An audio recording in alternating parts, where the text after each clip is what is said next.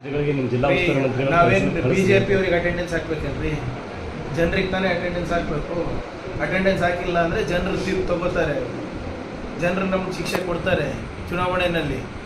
ಇವ್ರ ಹತ್ರ ಹೇಳ್ಬಿಟ್ಟು ಹೋಗ್ಬೇಕಾ? ಇವ್ರ ಹತ್ರ ನಾವು ಕೊಡ್ಬೇಕಾ?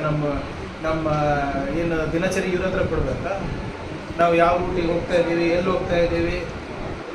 We are not responsible for BJP. Opposition ಇದ್ದಾರೆ, ಕೇಳಲಿ, ಟೀಕೆ ಮಾಡಲಿ, ಅವ್ರದ್ದೇನಾದರೂ ಸಲಹೆಗಳಿದೆ ಸ್ವೀಕಾರ ಮಾಡೋಣ. ಸುಮ್ಮನೆ ಟೀಕೆ ಮಾಡೋಕ್ಕಲ್ಲ.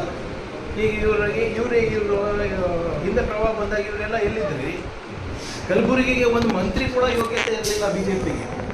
ಒಂದು ಮಂತ್ರಿ ಕೊಟ್ಟಿದ್ದಾರ ಹಿಂದಿನ ಸರ್ಕಾರದಲ್ಲಿ? ಇವರೇನು ಮಾತಾಡ್ತಾ ಇದ್ದಾರೆ?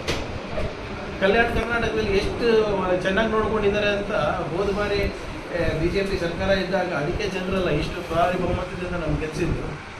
V are responsible government, we are responsive government. ನಾವು ಮಾಡ್ತೀವಿ. ಇವರು ಇದೇ ತೇಜಸ್ವಿ ಸೂರ್ಯ ಇವಾಗ ಹಿಂದುತ್ವ ಅಂತ ಓಡಾಡ್ತಾ ಇದ್ದಾರಲ್ಲ, ಯಾವ ಕಾಲೇಜಲ್ಲಿ ಓದಿದ್ದು, ಯಾವ ಸ್ಕೂಲಲ್ಲಿ ಓದಿದ್ದು? ಕಾನ್ವೆಂಟ್ನಲ್ಲಿ. ಹೌದಾ?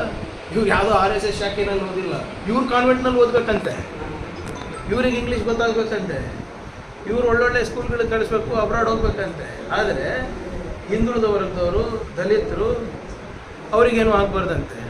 ಚೆಕ್ ಮಾಡ್ಕೊಳ್ಳಿ ಇವರೆಲ್ಲ, ಇವ್ರ ಮಕ್ಕಳು ಮೊಮ್ಮಕ್ಕಳೆಲ್ಲ ಯಾವ್ಯಾವ ಸ್ಕೂಲ್ಗೆ ಯಾವ್ಯಾವ ಕಾಲೇಜಲ್ಲಿ ಓದ್ತಾ ಇದ್ದಾರೆ ಅಂತ.